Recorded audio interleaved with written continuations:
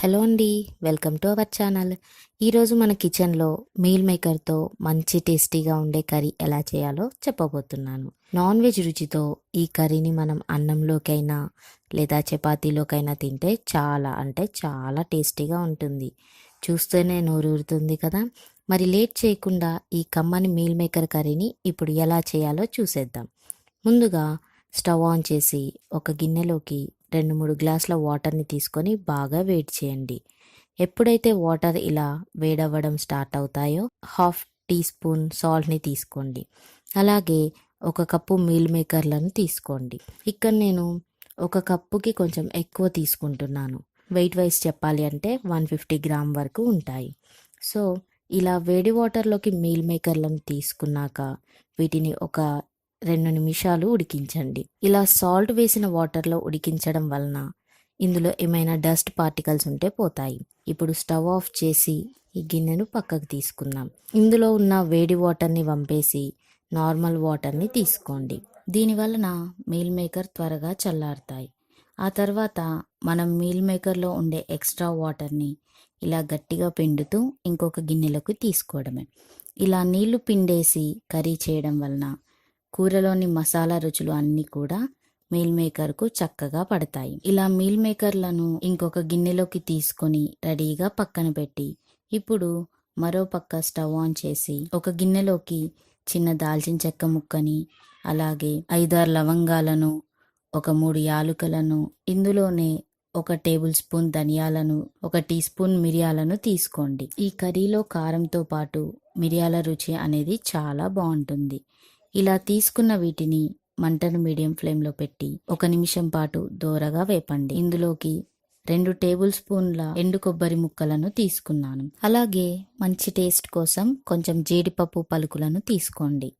ఇందులోనే 1 table spoon సోంపు తీసుకుందాం. హాఫ్ టీ స్పూన్ జీలకర్రను తీసుకొని మరొక 2 నిమిషాలు దోరగా వేపండి. ఈ కూరలో సోంపు టేస్ట్ అనేది చాలా బాగుంటుంది. మీరు కావాలంటే ఇందులో జీడిపప్పుని స్కిప్ చేసి అయినా చేయొచ్చు. సో ఇలా ఒక 2 నిమిషాలు దోరగా వేగాక స్టవ్ ఆఫ్ చేసి ఇవి కొంచెం చల్లారాక మిక్సీ గిన్నెలోకి తీసుకుందాం. వీటిని బాగా గ్రైండ్ చేయండి. ఇలా గ్రైండ్ చేసిన ఈ మసాలా పొడిని ఒక బౌల్లోకి తీసుకొని ఇదే మిక్సీ జార్లోకి 2 టమాటో ముక్కలను తీసుకుందాం. నిజానికి టొమాటోని గ్రైండ్ చేయాల్సిన అవసరం లేదు. ఎలాగో మనం మిక్సీ జార్ని వాడాం కాబట్టి టొమాటోని గ్రైండ్ చేసుకుంటున్నాను. మరీ మెత్తగా కాకుండా ఇలా గ్రైండ్ చేసి తీసుకోండి. ఇప్పుడు మళ్ళీ స్టవ్ ఆన్ చేసి ఇదే గిన్నెలోకి 2-3 టేబుల్ స్పూన్ల ఆయిల్ని తీసుకోండి. ఆయిల్ బాగా వేడయ్యాక 1 కప్పు సన్నగా తరిగిన ఆనియన్స్ని తీసుకొని బాగా ఫ్రై చేయండి. ఆనియన్స్ అనేవి బాగా ఫ్రై అయ్యి కాస్త కలర్ మారాలి.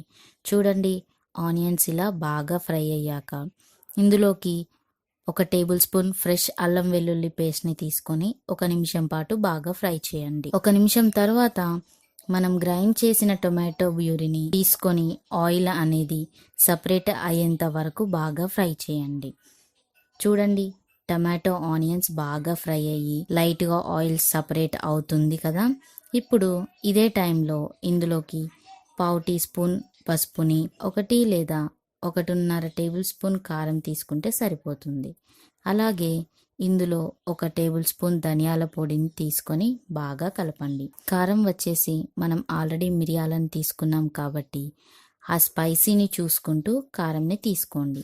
ఇలా ఒకసారి బాగా కలిపాక మనం నీళ్ళన్నీ పిండిన మీల్ మేకర్లను తీసుకొని బాగా మిక్స్ చేసుకుందాం.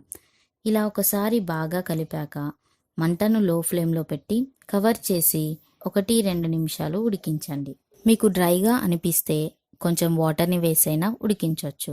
2 నిమిషాల తర్వాత మూత తీసి మరోసారి మిక్స్ చేసుకుందాం. ఇలా మనం కొంచెం సేపు ఉడికించడం వలన మీల్ మేకర్లకు మసాలా రుచులు అనేవి బాగా పడతాయి. ఇప్పుడు ఇందులోకి కొంచెం వాటర్ని, అంటే ఒక 3/4 వరకు వాటర్ని తీసుకొని బాగా కలపండి. ఇలా కలిపాక ఎప్పుడైతే ఇలా ఉడకడం స్టార్ట్ అవుతుందో అదే టైంలో మనం రుచికి సరిపడా సాల్ట్ని అండ్ ప్రిపేర్ చేసుకున్న మసాలా పొడిని తీసుకొని బాగా కలపండి. ఇలా కలిపేటప్పుడు మీకు ఏమైనా డ్రైగా అనిపించినా లేదా నీళ్లు తగ్గినట్టు అనిపించిన మరో పావు కప్పు వాటర్ని తీసుకొని బాగా కలపండి. ఇక్కడ నేను దగ్గరగా కర్రీలా చేయడానికి వాటర్ని తక్కువగా తీసుకుంటున్నాను. మీరు కావాలంటే గ్రేవీలా ఉండటానికి ఎక్కువ అయినా తీసుకోవచ్చు. ఇప్పుడు మూత పెట్టి ఒక 3-4 నిమిషాలు ఉడికించండి. మధ్య మధ్యలో కలుపుతూ మాడిపోకుండా చక్కగా ఉడికించండి.